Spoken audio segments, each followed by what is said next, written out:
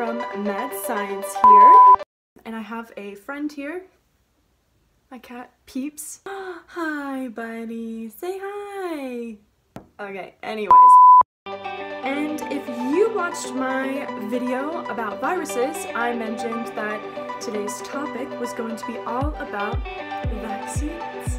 So today we're just going to kind of break it down as to what is a vaccine, how they act, what's actually found inside of them, and discuss why we should vaccinate. So stick around and let's get to it. So most of you probably remember getting vaccinated as a child, and let's be honest, it's not the best memory because it involves a shot.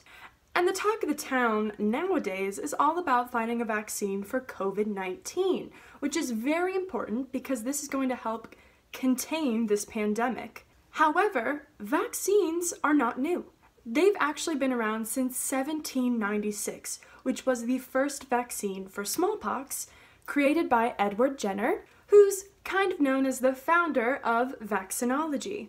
And actually, over the next 200 years, because of this vaccine for smallpox, we have completely eradicated the virus. That's pretty cool. So let's start it off like we always do. What is a vaccine? So basically, a vaccine helps to stimulate your immune system to where immune cells, known as lymphocytes, produce antibodies. Now, antibodies are also known as immunoglobulin, which is a fancy term for saying a Y-shaped protein that's used to help neutralize the pathogen. In fact, the vaccine actually contains the virus that we want to prevent, but the virus is in a weakened or inactive state, so you're not actually going to get sick from the vaccine. However, sometimes a vaccine can cause minor symptoms like a fever, but that should not worry you. So, a vaccine, we're basically training our bodies and immune system to help recognize and fight off these harmful pathogens, which can either be a virus or a bacteria. Now, the specific molecules that we are injecting into our bodies from the vaccine are known as antigens. However, antigens and antibodies are two different things. An antigen helps induce antibodies to be produced. So after the vaccine is injected, and once that imitation infection wears away, the body is left with memory cells, which basically just help us to remember how to fight off this disease in the future. But remember, we're not actually using these vaccines to cure the virus. In fact, we're actually just trying to prevent the virus from infecting us. So now you're probably thinking, what is even in a vaccine to begin with? Well, here's a list of ingredients and their purpose of being included in the vaccine. Number 1, preservatives. So an example of a preservative is thimerosal. This is used to prevent contamination. However, most vaccines do not contain thimerosal, since it's a different type of mercury known as ethyl mercury, which is different from mercury poisoning by methyl mercury. So if you're worried about thimerosal being added into a vaccine, you can always ask your doctor because most likely it's not in there. Number 2, adjuvants. An example of an adjuvant is aluminum salt. This basically just helps boost the body's response to the vaccine. Pretty simple. Number 3, stabilizers. An example of a stabilizer is a sugar or gelatin. This just helps keep the vaccine effective after manufacturing it. Number 4, residual cell culture materials. An example of this is egg protein. This is basically just used to grow enough of the virus or bacteria for the creation of the vaccine to occur.